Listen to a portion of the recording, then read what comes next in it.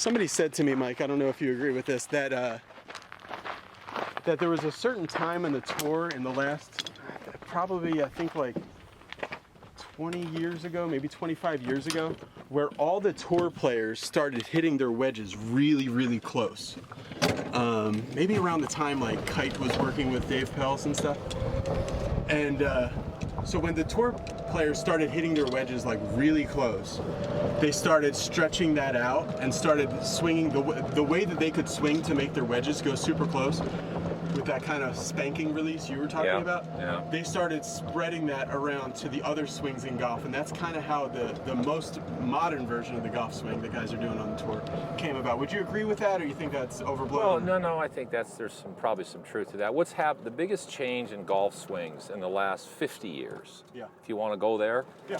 The new golf swings have stronger grips, more shut faces, and more body rotation than they did 30 years ago. Yes, certainly at what you would call P2, everybody used to be toe up, and now everybody's left. A lot of people are in what traditionally would have been called a shut position face at that spot. Right, and so that's because the physics of what's going on, they've learned that you don't need as much face rotation as they used to have.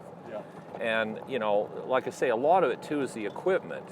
And the balls and the clubs have allowed a new way to hit the ball be okay.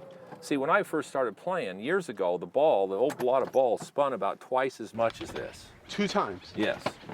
So you'd be hitting driver at 4,000. Exactly. Yeah.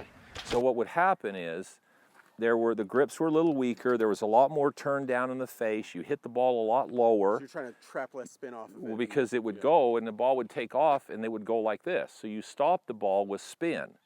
So you would do this. So you had to hit it lower. So they had weaker grips where they would turn the face down more, lean the shaft further forward, hit the ball a lot lower on the initial launch angle because it would spin up in the air. And I remember I took one golf lesson when I was 16, and then I didn't play until I was 24. But the guy told me the perfect drive then, this is 1997 or something, was to hit it dead low, a low riser. Yeah. Exactly. Ooh, that's what you want. That's the money shot. Yeah, right. Well, no, but see that ball in the wind, it started low, so it didn't get up in the wind too much. So now you got these new balls that don't spin very much. You got these heads that launch the ball differently. So now we want the ball as high in the air as you can, even into the wind. I mean, this new ball, unless the wind's blowing, say, more than 20 miles an hour, I don't even have to take the wind into account. I was just talking to a tour pro, he's like 1,800 in the world, but he's been as low as 600. And I was saying, oh, what do you do differently in your swing? Because he's telling me he's hitting up on it, launching high. What do you do differently into the wind? He's like, you don't have to do anything anymore. No, you don't. It's all the same. So now the ball, see, you're stopping the ball now with more angle of descent than you are with spin. So you want the ball a lot higher in the air. So these guys now, with the face shot, now they're working the face this way through the ball. At impact, there's not as much shaft lean now in players as there was back in the 50s and 60s.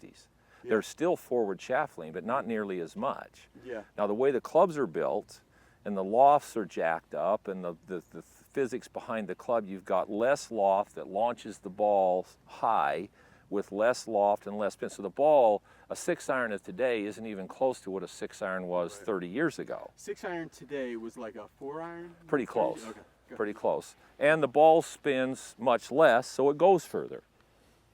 So, you know, when people ask me, well, would Jack Nicklaus, how good would he have been or where would he have hit it? Well, Jack's play speed was 120 to 125 miles an hour club. That was his play speed, club head speed. With a driver, was his driver a little shorter? Yeah. So now if you take that club head speed, 125, now he could get it up to 130. Yeah. So if you take that with today's technology, he's out there with Dustin and all those guys. So the technology has allowed the swings and what we're doing with the club to change a little bit because you don't have to do what you used to have to do with the ball to play. Yeah. You don't hit it as low, so they don't lean the shaft as much forward. Is the game worse off for it, do you think? Well, I don't know that you can say worse off. It's a different game.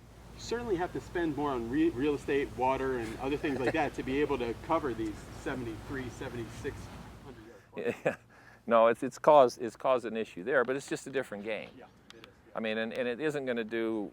I mean, to say who was a better player, Nicklaus Trevino, Hogan, or Tiger, Dustin, Zach Jones, those guys, they're all good at a different era with a different game.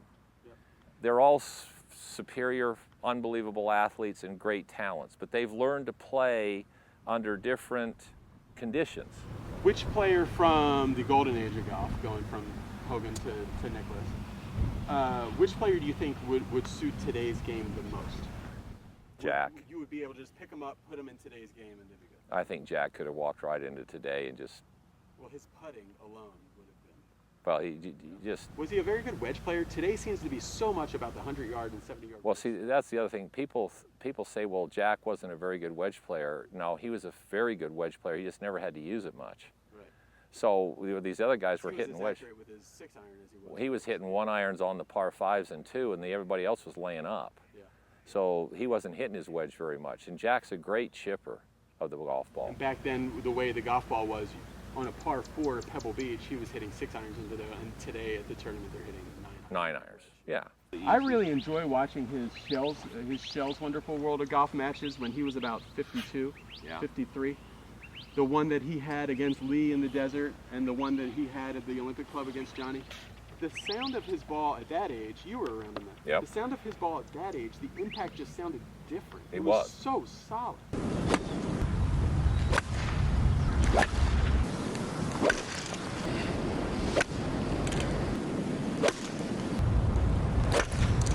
Look at this. Jack was one of the first guys that learned.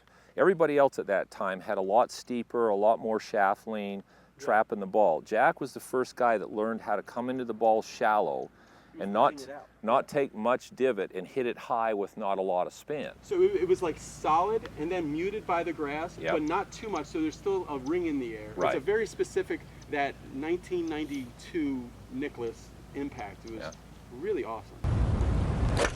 See, and if you watch Jack too, what he also understood, I mean, Jack would stand up and he had this head turn and he'd go here, but then when he'd come into the ball, you watch him, he'd hit and he'd fall backwards.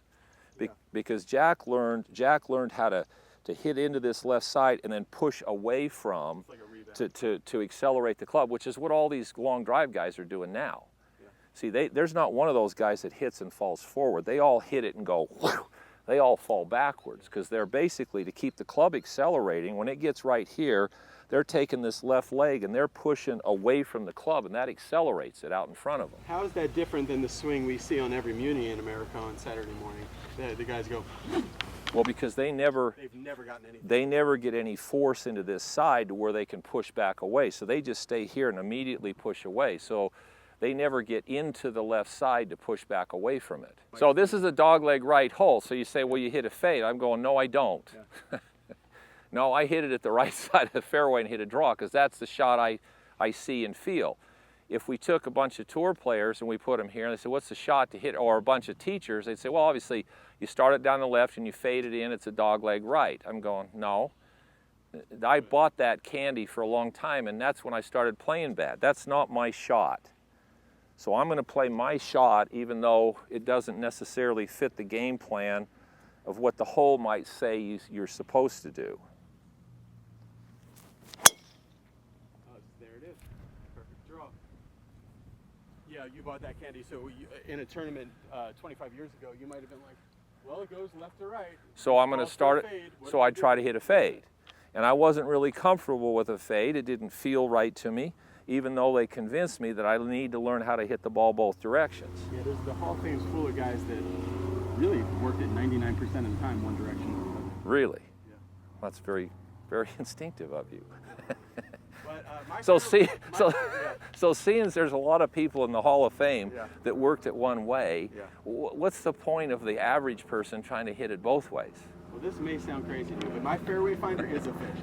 Yeah. So I'm going to, I actually don't want to practice that far. Okay. And I'm going to short up on it, and I have a certain takeaway feel that I get, more of a Ricky Fowler feel. Okay. And then all the way through, and it should be a low. Okay, so wait a minute. Then if you're going to hit a fade, you got a bad angle here because you've cut down your room for air. Oh, right, because I can aim it. Yeah, so if you're going to hit a fade, then you get over here and you aim it down the left side of the fairway. So now if you seem easier. if you happen to push it a little bit and it fades, you're still okay. From that angle, if you push it a little bit, you're already, you might go in these bunkers. So you use the angles. When you can tee the ball up, you want to use the angles to your advantage relative to the shot you're trying to hit. All right, so for a righty, we're gonna draw from the left side of the table. Okay. Most of the time. Now they would call that your practice station, and then there's your playground. So now you've got a feel. So you're done. The swing's over. You're done. Do my best to repeat what I did. That's all you're going to do. You're going to aim it and let yourself duplicate what you felt. Well, I faded it. You overcut it. Yeah, I really did. And a lot of that was I missed the center of the face completely. I'm in a good spot though. No, you're fine. But now, okay, well, wait a minute. Oh. So Okay, now what you should do is, that was here, and I did that. But what I should have done was here and still make that same move. Basically, this is the same. right. I just wanted to be a little bit more aggressive with my downswing. Okay, so now My arms you've got here. well, now you've gone through the process that good players go through when they miss a shot. They don't just pick their tee up and head to the cart or start walking down the fairway. Yeah, you could see I was happy to be on grass. I was ready to get going. No. You got to reprogram. Reprogram. You want exactly what you wanted, because you want to leave here with a positive picture, not a negative one. Because if you leave with negative, the whole time you're going up to the next shot, you're trying to figure out, how am I going to keep that from happening again? Right. Well, no, you should have already fixed it.